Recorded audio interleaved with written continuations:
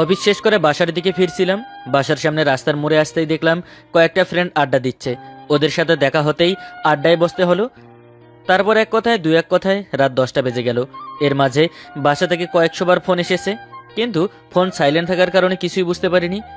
তারপর হঠাৎ মনে হলো অনেকক্ষণ যাবৎ আড্ডা দিচ্ছি, দেখি কটা বাজে।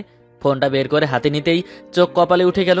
আমার পাগলি বউয়ের 100টার উপরে মিসড কল, আম্মুর 10টার উপর, সুমাইয়া প্রায় 50টার মতো মেসেজ করেছে।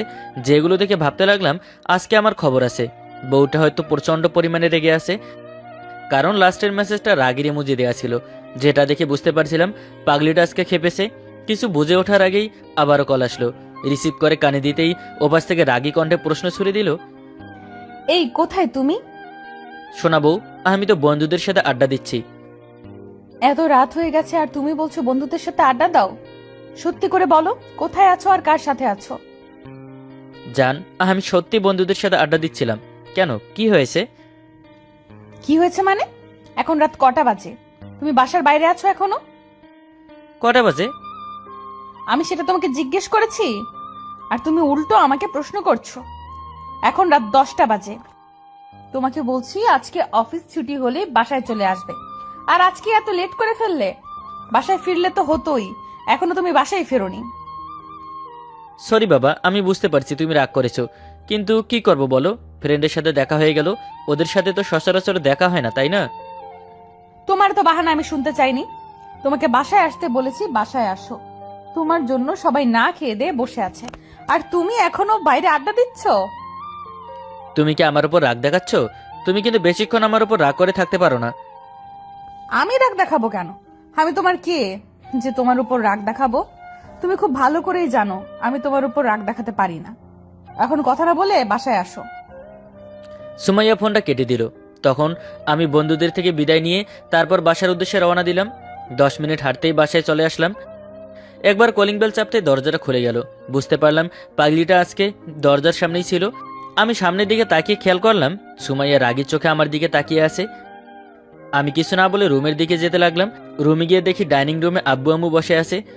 তখন আমি রুমে গিয়ে ফ্রেশ হয়ে তারপর আবার নিচে আসলেই দেখলাম সুমাইয়া আব্বু আম্মুকে খাবার দিচ্ছে। আমি এসে বসতেই সুমাইয়া আমাকে খাবার দিতে লাগলো, কিন্তু নিজে বসছিল না। তখন বললাম, কি হলো, তুমি বসো। আমার খিদে নেই, তোমরা খেয়ে নাও। যদি পরে ইচ্ছা হয় তা খেয়ে নিব। রাগ করতেছো কেন? আমি তো বললাম বন্ধুদের সাথে আড্ডা দিচ্ছিলাম। আমার কথাতে সুমাইয়া রাগী চোখে আমার দিকে তাকালো। তখন ও বলল, আব্বু আম্মুর সামনে তাতে কি? আব্বু আম্মু আমার সামনে কত এভাবে কথা বলে, তাহলে তাদের ছেলে কি রোমান্টিক হবে না? আমার কথাতে আব্বু আম্মু মুচকি হাসতে লাগলো। আর রাগের মাঝেও সুমাইয়ার এক প্রকার লজ্জা চাপা মুখ ফুটে উঠল।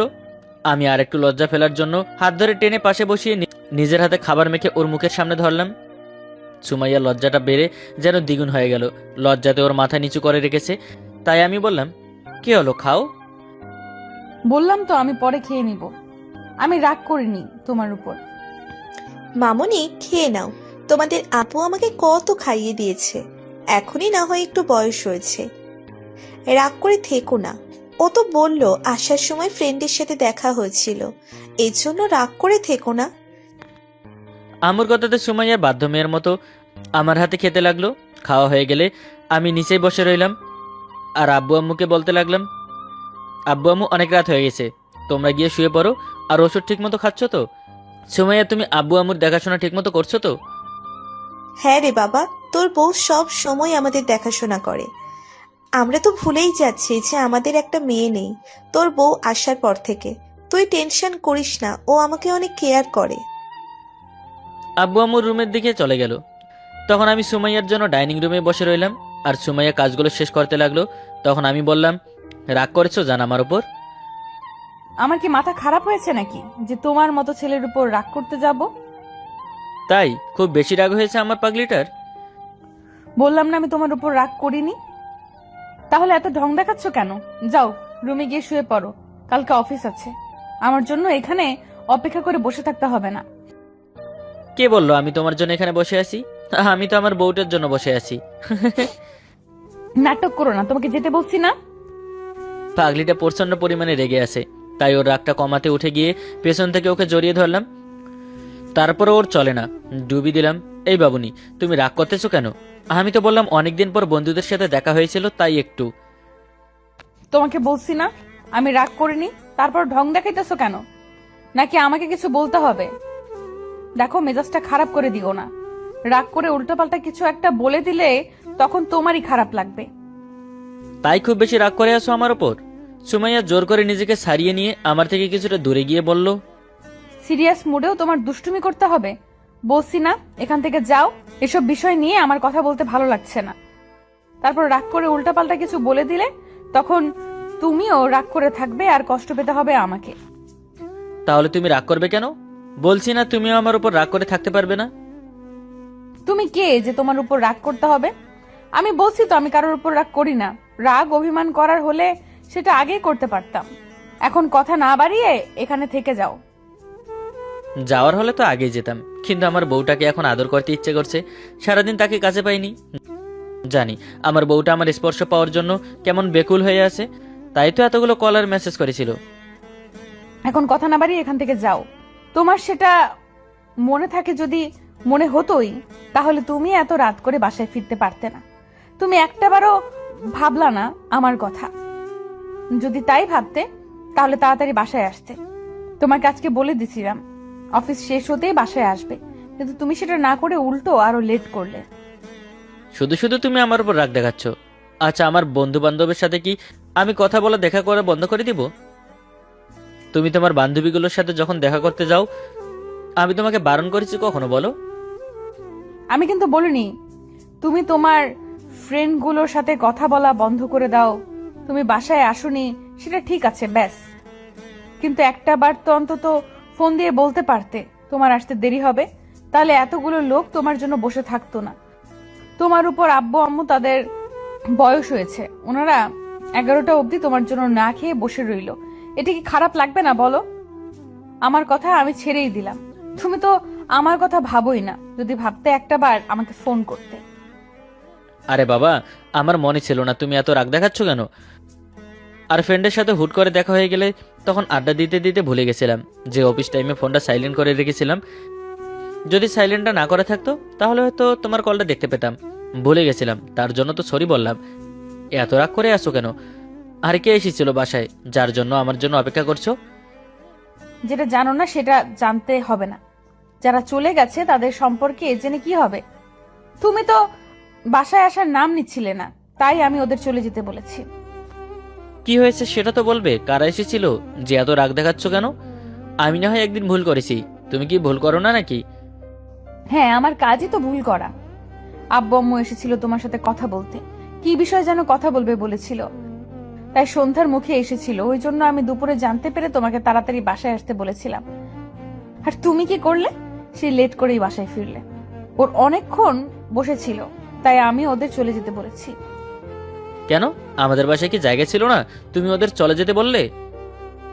তো কি করবে, ছোট বোনটাকে বাসায় একা রেখে আসছে, তার উপর আব্বুর কালকে সকালে অফিস আছে। এখান থেকে যেতে অনেক লেট হয়ে যাবে, তাই আমি চলে যেতে বলেছি।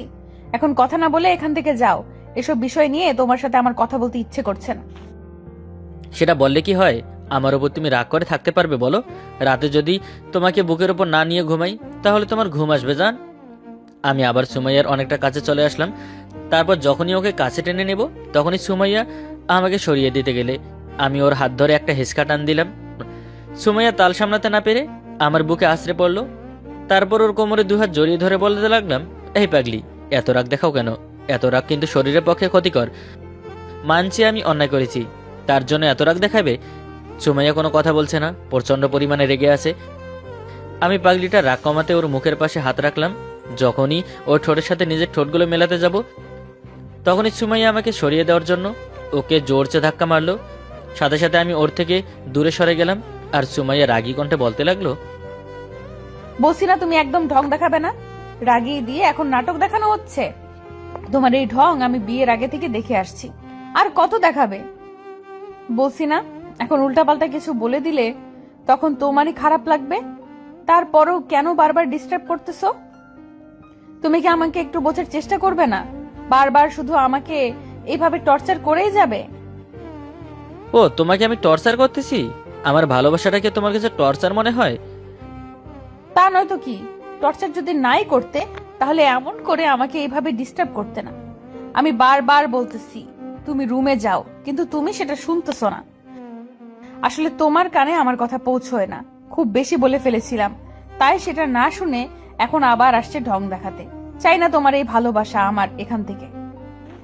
সুমাইয়া কথা বেশ খানিকটা খারাপ লাগলো যে সামান্য একটা বিষয় নিয়ে এত রেগে আছে। মানছি ওর আব্বু আম্মু আসছিল, কিন্তু দুপুরে আমাকে বললেই পারতো সেটা, তাহলে আমি তাড়াতাড়ি চলে আসতাম। কথাগুলো ভেবেই আমি একটা হাসি দিয়ে বললাম, মানলাম আমি একটু ঢং দেখাচ্ছি, আর সেটা তোমার রাগটা ভাঙানোর জন্য। সামান্য একটা বিষয় নিয়ে তুমি এত রাগ করে থাকবে সেটা আমার ধারণার বাইরে ছিল। তোমার আব্বু আম্মু আসবে সেটা তুমি একটাবার আমাকে জানাতে পারতে। দুপুরে বলে দিলেই আমি কাজটা শেষ করে বাসে চলে আসতাম। আমার বন্ধুদের সাথে দেখা হলে ওইখানে আমি সময় দিতাম না। তুমি কি করলে সেটা না বলে বারবার শুধু আমাকে দোষারোপ করে যাচ্ছ। ভুল তোমার কখনো হয় না? মানলাম আমি আজকে অনিচ্ছাকৃত ভুল করে ফেলেছি, তার জন্য তুমি আমার সাথে এরকম বিহেভ করবে? এর থেকে ভালো বিহেভ আমি করতে পারি না। যে করতে পারে তার কাছে যাও। নাকি আমি এখন পুরনো হয়ে গেছি যার জন্য তোমার আর আমাকে আমার বিহেভ গুলো তোমার কাছে বাজে মনে হচ্ছে? না না, পুরনো হবে কেন? পুরনো তো আমি হয়ে গেছি। একটা কথা কি জানো তো, কোনো স্বামীর সাথে কোনো স্ত্রী এরকম বিহেভ করতে পারে না। আমার জানা মতে তাদের মাঝে এরকম সম্পর্ক থাকে না। বিয়ের পর থেকেই দেখে যাচ্ছি সামান্য বিষয় নিয়ে তুমি রাগ করতে শুরু করে দাও। তোমাকে কিছু বোঝাতে গেলেই তুমি রাগ করে আমার সাথে এমন মিসবিহেভ করো, যার জন্য আমি ভুলেই যাই তুমি আমার স্ত্রী। হ্যাঁ, তা তো যাবেই, কারণ এখন মনে রং জেগেছে তো অন্য কাউকে বিয়ে করে সুখে থাকতে চাইছো, তাই না? আমি তো সারা দিন বাসায় থাকি, তুমি অফিসের নাম করে কোন মেয়ের সাথে কি করছো সেটা তো আমি জানতে পারছি না, কিন্তু কদিন পরেই বুঝতে পারবো। আমার তখন কপালটা পুড়েছে। সুমাইয়ের এমন কথা শুনে আমার প্রচন্ড রাগ উঠলো। তারপর ওকে থাপ্পড় মারার জন্য হাত উঠিয়েও নামিয়ে নিলাম। তারপর রাগী কণ্ঠে বলতে শুরু করলাম, তোমার সাহস হয় কি করে এসব উল্টাপাল্টা কথা বলার? আসলে আমারই ভুল ছিল, তোমাকে এত বেশি ভালোবেসে মাথায় তুলে ফেলেছি। সেজন্য এসব কথা বলতে আজকে তুমি দুবার ভাবলে না। বেশি ভালোবাসলে যে মানুষ সস্তা হয়ে যায় সেটা আমি তোমার কাছ থেকে বারবার প্রমাণ পাচ্ছি। আসলে মুখে যতটা বলো না ভালোবাসি, তুমি ততটা ভালো আমাকে বাসো না। যদি বাসতে এসব কথা কখনো তোমার মুখে আসতো না। থামলে কেন? মারো, মেরে বুঝিয়ে দাও আমি তোমার কাছে পুরনো হয়ে গেছি। এখন আর তোমার লাইফে আমার কোনো জায়গা নেই, যার জন্য এইভাবে আমাকে ইগনোর করতেছো। তোমাদের সব ছেলেদের আমার চেনা হয়ে গেছে। আজকের পর থেকে তুমি শুধু আমার রাগী চেহারাটাই দেখবে। আমি তোমার সাথে ভালো ব্যবহার করি আর তুমি তার বিনিময়ে আমাকে এভাবে কষ্ট দাও। আমি জানি এখন সুমাইয়ার সাথে কথা বলে কোনো লাভ হবে না, ও আরো বেশি রাগ দেখাবে। তাই আমি রুমের দিকে চলে গেলাম। সুমাইয়া বলতে লাগলো, সত্যি কথা বলেছি তো, এখন উত্তর দেওয়ার মতো কোনো কথা তোমার কাছে নেই। এখন থেকে আমিও দেখব তুমি কি করে ভালো থাকতে পারো। তুমি বলতেছো না আমি তোমার সাথে মিসবিহেভ করি, এখন থেকে সেটাই করব। তুমি আমাকে যেমন ইগনোর করো, আজকের পর থেকে তুমিও শুধু আমার ইগনোরটাই দেখবে। আমি ভাবতেও পারছি না সামান্য বিষয় নিয়ে সুমাইয়া এত রাগ দেখাচ্ছে। আমি কয়েকটা দিন যাবত দেখছি সুমাইয়ার রাগটা দিন দিন বেড়েই চলেছে। ভালোবেসে বিয়ে করেছিলাম দুজনে, তাতে পরিবারের সম্মতিও ছিল, আর দু পরিবার সমান। তার ওপর ছেলে মেয়ে ম্যাচিউর হওয়াতে কেউ আমাদের রিলেশনে বাধা দেয়নি। আমি খুব সহজেই সুমাইয়াকে নিজের করে পেয়ে গেছিলাম। সুমাইয়া দেখতে যেমন সুন্দরী ততটাই রাগী। রিলেশনের আগে ওর মধ্যে প্রচন্ড পরিমাণ অহংকার ছিল। তারপরে আমার সাথে রিলেশনে হওয়ার পর থেকে সুমাইয়া আস্তে আস্তে পাল্টে যেতে শুরু করলো, কারণ আমি ওকে বুকে জড়িয়ে নিলে বোঝাতাম। তারপর সুমাইয়া অহংকারটা কমলেও রাগটা কমেনি। মাঝে মাঝে এখনও আমার প্রতি প্রচন্ড পরিমাণে রাগ দেখায়। আমাদের রিলেশনে একটা বছর যেতেই বাসায় জানাজানি হয়ে গেল। তখন সুমাইয়ার আব্বু রাগারাগি করতো। তারপরও আমার সাথে সুমাইয়ার লুকিয়ে রিলেশন রেখেছিল, কারণ দুজনে দুজনকে প্রথম ভালোবাসা ছিল। একজন আরেকজনকে ছাড়া থাকতে পারবো না ভেবে কেউ কারোর সাথে কখনো দূরে সরে যায়নি। যাই হোক, বর্তমানে আসি। আমি রুমে এসে শুয়ে পড়লাম। আমার বারবার মনে হতে লাগলো সামান্য একটা বিষয় নিয়ে সুমাইয়া এত রাগারাগি করলো। তো আধা ঘন্টা পর সুমাইয়া রুমে আসে, দেখে আমি বিছানার উল্টা পাশে পেরে শুয়ে আছি। সুমাইয়া গিয়ে ওর পাশে শুয়ে পড়ে, কিন্তু কোনো কথা বলছিল না। আমার ঘুম আসছিল না, কারণ সুমাইয়াকে বুকে নিয়ে ঘুমানোর অভ্যাসটা আমার সেই বিয়ের পর থেকে হয়ে গেছে। কিন্তু সুমাইয়ার বিহেভটা দিন দিন এত বেশি চেঞ্জ হয়ে গেছে, যার জন্য আজকে খুব কষ্ট পাচ্ছি। সুমাইয়া কথা বলছে না, তাই আমি ভাবতে লাগলাম আমার ওপর রাগ দেখানো, তাই না? আজকে তোমাকে বুকে নিয়ে ঘুমাবো না। আমি যদি ঘুমাতে না পারি তাহলে তোমার চোখে ঘুম আসবে না। আমি যতক্ষণ অবধি আমার বউটাকে আদর না করি ততক্ষণ অবধি পাগলিটা ঘুমাতে পারে না। এমন কিছুর জন্য আমার খুব হাসি পাচ্ছিল। তারপরও সুমাইয়ার দিকে ফিরলাম না। তো রাতটা কোনোভাবে কেটে গেল। ভোর রাতের দিকে দুজনে ঘুমিয়ে পড়ি। সুমাইয়া ঠিক সময়ে ঘুম ভাঙলেও আমার একদম অফিস টাইম আধা ঘন্টা আগে ঘুম ভাঙলো, তাও সুমাইয়া ডাকে। শুনছো? উঠো, দেখো তোমার অফিস টাইম হয়ে গেছে। আর একটু দেরি করলে কিন্তু এরপর ঠিক সময় যেতে পারবে না। সুমাইয়া কয়েকবার ডাকতেই আমি তাড়াহুড়ো করে উঠে বসলাম। খেয়াল করলাম 8:30 বেজে গেছে। এই আধা ঘন্টার মধ্যে আমাকে রেডি হয়ে অফিসে যেতে হবে। দেরি না করে তাড়াহুড়ো করে উঠে ফ্রেশ হয়ে তারপর কোনো রকমে রেডি হয়ে যখন খাবার টেবিলের দিকে যাব, তখনই কালকে রাতের কথা মনে পড়ে গেল। কথাগুলো মনে পড়তে আর খেতে ইচ্ছে হলো না। বাসা থেকে বেরিয়ে যেতে তখন সুমাইয়া বলতে লাগলো, কি হলো, তুমি খেয়ে যাবে না? কালকে রাত্রে যা খেয়েছি না তাতে পেট ভরে আছে, এখন আর কিছু খেতে হবে না। আমি কথাগুলো বলে তাড়াহুড়ো করে বেরিয়ে গেলাম। সুমাইয়া আমার যাওয়ার দিকে তাকিয়ে রইল। অফিসে পৌঁছে আমি ভাবলাম সুমাইয়াকে ফোন দিব, তারপর আবার রাগ করেই দিলাম না। কালকে রাতের জন্য ওর উপর প্রচণ্ড রাগ করে আসি। সুমাইয়াও আর সারাদিনে আমাকে একবারও ফোন করলো না, যার জন্য আমার প্রচণ্ড পরিমাণে রাগ হচ্ছিল। তাই দুপুরে আর কিছু না খেয়ে অফিস করতে লাগলাম। কিন্তু বিকেল হতে না হতেই আর যেন শরীরটা চলছিল না, তাই অফিস শেষ করে একটা রেস্টুরেন্টে গিয়ে কিছু খেয়ে তারপর বাসায় চলে গেলাম। বাসায় গিয়ে রুমে আসলেই দেখতে পেলাম সুমাইয়া মুখ কালো করে বসে আছে। আমিও তারপরে ওকে কিছু না বললাম, যার জন্য সুমাইয়ের বেশ খারাপ লাগলো। ও বুঝতে পারছে আমি ওর উপর রেগে আছি, যার জন্য দুপুরে একটাবারও কল করিনি। আমি ফ্রেশ হয়ে এসে বিছানায় গিয়ে শুয়ে পড়লাম। তখনই সুমাইয়া বেশ কিছুক্ষণ পর আমার দিকে তাকিয়ে থেকে আমার সামনে এসে দাঁড়ালো আর বলতে লাগলো, কি হলো, তুমি শুয়ে পড়লে যে? খাবে না? না, খিদে নেই। তা বললে কি হয়? সকালে খেয়ে গেলে না, দুপুরেও তো মনে হয় কিছু খাওনি। এইভাবে রাগ করে থাকলে শরীর খারাপ করবে। শোনো, আমাকে নিয়ে তোমার এত ভাবতে হবে না, তুমি নিজেকে নিয়ে ভাবো। কি করব বলো, অনেক বেশি ভালোবাসি তো, তাই তোমাকে নিয়ে না ভেবে পারি না। ঠিকই বলেছো, কেমন ভালোবাসো কালকে রাতেই সেটা দেখে ফেলেছি, এখন আর কিছু দেখতে চাই না। আমি কথাটা বলেই অন্য পাশে ফিরে শুইলাম। আমার ইগনোরটাতে সুমাইয়ার প্রচণ্ড খারাপ লাগছে, তাও গিয়ে আমার সামনে হাঁটু গিরে আমার একটা হাত ধরলো। সাথে সাথে আমি হাতটা সারিয়ে নিয়ে বিছানা থেকে উঠে গেলে আর বলতে লাগলাম, তোমাকে বলছি না ঢং দেখাবে না। আমি নাকি ঢং দেখাই? তাহলে আমার কাছে আসছো কেন? তুমি না আমাকে ইগনোর করবে, তাহলে এখন আবার নাটক করছো কেন? আমি তো রাগের মাথায় এরকম কথা বলেছিলাম, তার জন্য তুমি এখন আমার উপর রাগ দেখাচ্ছ? তুমি জানো না আমার রাগটা একটু বেশি? তাহলে এখন এভাবে রাগ করতেছো কেন? প্লিজ একটু কথা বলো আমার সাথে। আমি কোনো কথা না বলে একবার সুমাইয়ের দিকে তাকালাম। ওর চোখে পানি টলমল করছে, তাই মনে মনে ভাবলাম এটাই হওয়ার ছিল, তুমি আমাকে সবসময় কষ্ট দাও। কালকে ওরকম একটা কথা বলেছো, যার জন্য আমি রাগ করে সারাদিন না খেয়েছিলাম। আমার কষ্ট হয়েছে না? এখন তুমিও কষ্ট পাও। আমি কথাগুলো ভেবে রুম থেকে বেরিয়ে যেতে গেলে এবার সুমাইয়া কান্না করে দিয়ে আমাকে শক্ত করে জড়িয়ে ধরতে লাগলো। বাবু প্লিজ আমাকে মাফ করে দাও, আমি ভুল করে তোমাকে ওই কথাগুলো বলে ফেলেছি। কি করব বলো, রাগ হচ্ছিল খুব। সারা দিন আমি তোমাকে কাছে পাই না, তার উপর তুমি এত রাত করে বাসায় ফিরলে, যার জন্য রাগ করেছিলাম। প্লিজ আমাকে মাফ করে দাও, এখন থেকে তুমি যা বলবে আমি তাই শুনবো। আমি আর তোমার উপর একটুও রাগ করব না। সুমাইয়া আধা ঘন্টা যাবৎ আমার রাগ ভাঙানোর চেষ্টা করেও যখন পারলো না, তখন আমার পায়ের কাছে বসে পড়লো আর পাগুলি জড়িয়ে ধরলো। আমি এবার আর ওর ওপর রাগ করে থাকতে পারলাম না। পাগলিটাকে উঠিয়ে বুকের সাথে জড়িয়ে নিলাম আর বললাম, কি পাগলি, কি করছো? তোমার উপর একটু রাগ করেও থাকতে পারবো না নাকি? পারবে না কেন? অবশ্যই করতে পারবে, কিন্তু এত রাগ দেখাও কেন যেটা আমি ভাঙাতে পারবো না? সুমাইয়া বারবার ফুপিয়ে উঠছে আর আমার বুকে কিল ঘুষি মারছে, তাই ওকে বুকের সাথে খুব শক্ত করে চেপে ধরতেই পাগলিটা কেমন শক্ত হয়ে গেল। তখনও বলল, আচ্ছা বাবা ঠিক আছে, এখন থেকে রাগ করবো না।